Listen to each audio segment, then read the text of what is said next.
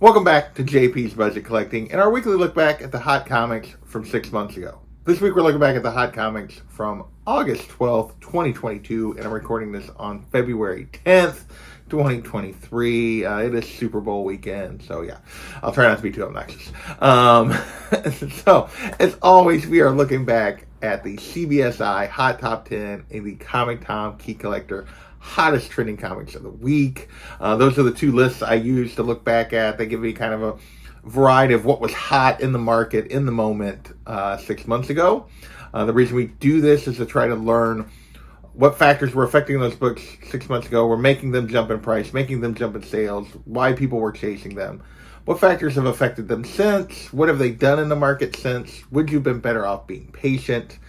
If you've been following this at all recently, you know patience is absolutely a key, even sometimes on bigger books, because, yeah, even bigger books during hot periods can kind of overspike, and you can still do better if you're a little bit patient.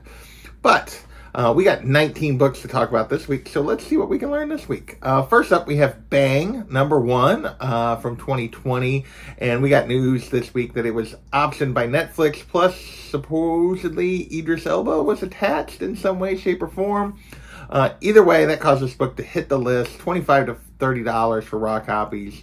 Now it's a $5 to $15 book. 9.8, crazily enough, would only cost you $20 to $30 plus shipping. So this book is definitely, because of those 9.8 prices being the same or less even than the raw copies back then, I put this as a dumpster fire. Most of the sales are under $10. Yeah. There hasn't been any additional news, so everyone's kind of lost interest. We get another news or more announcement of this is actually filming or something, then this will jump back up. But that's why you never buy on the announcement. Next, we have Dark Spaces, Wildfire, #1. This was optioned before issue 2 could come out, so people are all over this. Scott Snyder, so I'm sure my friend John is, all about this book. Back then, raw copies, though, were only going for $8, so just not even around double cover, approximately. Now it's still a $1 to $10 book. I put this as a down, I'll be back, because for the most part, it's a cover price book. So there was really no reason to chase it back then, but definitely fewer sales going on now. We'll see if anything ever becomes of this, or if it just becomes another one of those books that was optioned that nobody ever does anything with the rights. Next, we have 8 Billion Genies, #1. This has been on the list a few weeks ago now because it was optioned, but it was also just kind of the hot comic of the summer, so people were just still chasing this. Back then, raw copies were hitting $25. 9.8 was going for $170. Now, raw copies are anywhere from $15 to $50 for a #1 first print. 9.8 is $90 to $150, so you could argue I'll be backside on the 9.8s, whereas the raw sides are probably worth it to a little bit of straight cash. So we kind of split the difference here. We went with steady and worth it on this one. The raw copies have definitely held value, and that is still the majority of the sales, although there are a ton of 9.8 sales. But yeah, still a lot of interest in 8 Billion Genies. It has not finished yet. People corrected me a couple weeks ago when I wasn't sure. Still, I think 2 more issues to come out. So we will see how this wraps up, and if that helps maintain it, or if it starts to fade once that happens. Next, we have Sandman, #8, first appearance of Death, and of course this was hitting the list because the show had been released on Netflix. People were watching it, people were into the show. Back then, raw copies were averaging around 110. A 9.8 hit $13.70 for this book. A great character, a great book. That's a little high, and that is what's turned out to be the case. Now it's a $30 to $80 book right now for raw copies. $475 to $750 for 9.8, which is good value for 9.8. But yeah, this is a trap. It's definitely backed well up, around half price of what it was back then. The show is coming on for now. We know we're getting to season 2, but just the interest is not there, and that's, again, why you never buy on announcements, and you never buy when the show is out. Next, we have Sandman, #1, Special Edition, or Special Edition #1. This was a free giveaway that for the new show. Back then, raw copies were going for $5 to $10. Now it's a 3 to 7. So we put this as an I'll be back. Definitely a book that not a lot of interest in, even if you love the show. Would be fun to have a copy if you love the show, but nothing that's really driving a lot of people to get it. Two more sort of movie related stuff. And this is, first up, we have Predator #1 from 2022, the Raza C2E2 variant. You could say this is a cover, but we also had like the new series. This was a new Predator series. We just had the Prey movie. So there was a lot of just hype around Predator in general here. So that's why I kind of put it here. Back then, raw copies were going for $50 to $60. Now it's a $40 to $50 for the Virgin. We are talking about the C2E2 Virgin variant. The trade dress actually goes for more. I think it was actually even a little harder to get. So it actually goes for a little bit more, but the Virgin goes for $40 to $50 now. So down just a little bit. 9.8 will cost you $80 to $125. So another kind of down, and I'll be back on this one. Still a lot of interest. Still a pretty cool cover. Next, we have Predator #1 from 1989, the first Predator comic. And again, the movie plus the new comic series were all kind of coming together to put some hype on this book. Back then, raw copies were going for $60. 9.8 hit $850. Now, raw copies will cost you $20 to $50. 9.8, $250 to $500. I will say, most of the 9.8 sales are like $4 to $550. But there was one $250 sale that was a little bit of an outlier here. But this still puts this book as a trap in terms of its price range, as most of the raw sales are like $30 compared to that $60 average back then. All right, with that, we're going to move into our one DC stuff kind of thing. And this is Superman #4. First appearance of Bloodsport. And this was basically lots of sales when we got news that James Gunn was going to be doing more DC stuff. This was before we knew he was actually taking over DC, but just that he was going to he was getting permission to do more series and that kind of stuff. So people were jumping on, oh, well, we're going to get more Bloodsport. Raw copies were going for $25, 9.8, $70 to $210, which is a huge range on 9.8s back then. Now raw copies will cost you $5 to $15, $90 to $115 on a 9.8. So still putting this as a trap based on raw values and those higher end 9.8 values. If you got it on the low end of 9.8, you were still doing pretty good. But overall, for the majority of sales, this has turned into a bit of a trap. So with that, we're going to move into Sony Spider stuff. And we're not talking about the fun animated movie. We're talking about the other Sony Spider stuff that's just been less fun. But and this is Amazing Spider-Man #5 from 1999. The first appearance of Maddie Franklin as the third Spider-Woman. This is not Maddie Franklin's first appearance, but her first appearance as Spider-Woman. We also got the fourth Spider-Woman in the back of this book as well. Charlotte Whittier shows up in this as well. But the third one is why everybody was talking. Maddie Franklin was why everybody was talking about it, because supposedly we had casting for that Madam Web movie, and it included Maddie Franklin. So raw copies back then were going for $40. Now it's a $5 to $30 book for a raw copy. 9.8s, again, with a huge wide range right now. $100 to $275 on 9.8 sales. I think I would try to stick to that $100, $125, $150-ish range as opposed to the $275. This is a book I bought off the shelf years ago, so I do have a copy. I don't know if it's grade worthy or not. But yeah, definitely down and a trap on this one from those prices back when we got news about potential casting for Maddie Franklin. With that, we're going to move into MCU, and we got a bunch of MCU stuff. And first up, we have Dead of Night, Werewolf by Night, #1. You could argue this is a cover, not a MCU, but this is a hard-to-find cover related to Werewolf by Night. And at this point, we had not gotten the Disney Plus series yet, but we knew we were getting it. So it's one of the reasons people were chasing this book was the Werewolf by Night thing. Back then, raw copies were going for $30. Now it's a $15 to $35 book. I should say 30 plus back then. 15 to 35 now, with most of the sales like 15 to 25. Definitely an I'll be back on this one. One that would have been worth being patient on. It's a little bit hard to find, but you can find it, and you can find it at a fairly reasonable price if you're just a big Werewolf by Night collector. Next, we have Wonder Man #1, the first Wonder Man ongoing series. This has been on the list multiple times because we knew Wonder Man is coming to Disney Plus.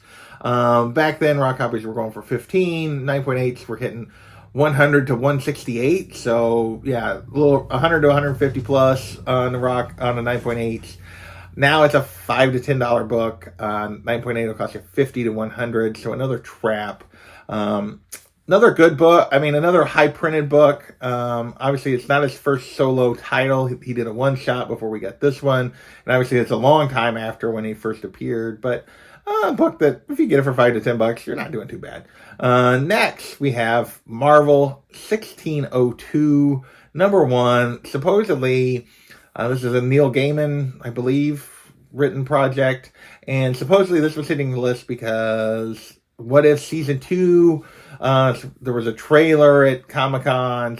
Remember, we're not that far removed from San Diego Comic-Con and stuff. Or there was a trailer somewhere, and supposedly we were getting this Marvel 1602 as one of the What If episodes in Season 2 that I don't think we're getting to like next fall or this coming fall. But yeah, so that caused this book to hit the list, but it was still only going for like $8. 9.8 did go for $130. No recent 9.8 sales to compare that to, but it's a $5 to $18-ish book. So we kind of put this as steady as worth it because most of the sales are over the $8 mark. It's basically this being part of the What If, people have drawn attention to it, so they've continued to kind of be willing to pay $10, $15 for it on it in general. So yeah, that's what's caused this book to kind of stay up. I don't know that there's much of a ceiling on this book, but it seems to be, just kind of sitting in this range. Next, we have Punisher #1, the first ongoing Punisher series from 1987. Basically, there was an interview with Rosario Dawson, I believe, about, them bringing back those Marvel shows coming from Netflix, and she mentioned something about the Punisher, so people were kind of jumping on this, or being interested in the Punisher coming back. I think since we've gotten confirmation that he's going to come back as the Punisher. Back then, raw copies were costing $40, 9.8, $281. Now, a raw copy will cost you $10 to $30, 9.8, $250 to $300. I feel like this book wasn't that much higher than it just was in general, and I feel like now it's back to kind of where it was in general. But definitely on the raw side, a bit of a trap because it's more of a $20 book as opposed to a $40 book overall. Next, we have The Hood, #1, the first appearance of The Hood, Parker Robbins, supposedly the villain for the upcoming Ironheart series. Back then, raw copies were going for $55, 9.8s were hitting $5 to $550. Given how much the Riri books have come back, I'm actually surprised this book hasn't fallen more than it has, but it is now a $20 to $50 book, 9.8s, $300 to $400. This was a trap back then. I think it's probably still a trap at these prices. I know a lot of people think this is a really good character, and he might be, but villain books have not done particularly well after the shows have come and gone. So yeah, I would probably not be trying to buy this in the run-up to the Ironheart series, but instead would be focusing on it, 6-10 a year later. So after the series comes and goes. Next, we have Incredible Hulk, #213. First appearance of Jack Hart, who was possibly in the trailer of the She-Hulk show. I'll be honest, I watched the She-Hulk show. I enjoyed the She-Hulk show. I'm not sure if he was one of the characters at the little therapy session or not. I don't know. Or if he was somebody else. And yeah, but anyway, I don't know anything about this character, but raw copies back then were going for 18 on average. 9.8 was hitting, or 9.4 went for 113. There wasn't a recent 9.8 sale then to compare with. Now raw copies are 5 to 25, with most of them being kind of 10 to 15-ish.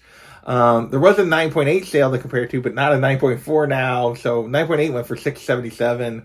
Again, that's just one sale that seems super high, and I don't know that person can get that back out of it, but we'll see. But overall, this is kind of a down, and I'll be back because the vast majority of the sales are on the raw side. With that, we're moving into covers. We actually saved those for the end this week when I was doing the cash or trash, which is rare. Normally we do those earlier, but I know why we did once we get to what the last book is this week we're going to talk about. But Poison Ivy, #3 is our first cover.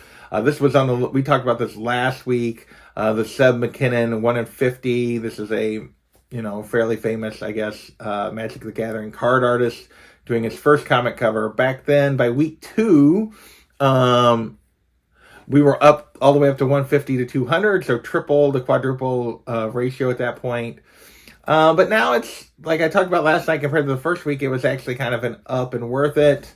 But the second week peak, always avoid the second week peak. It is definitely, and I'll be back from that, as it's now an $85 to $150 book raw, a 9.8, 150 to 200, which is what raws were going for back then. So Not a huge drop.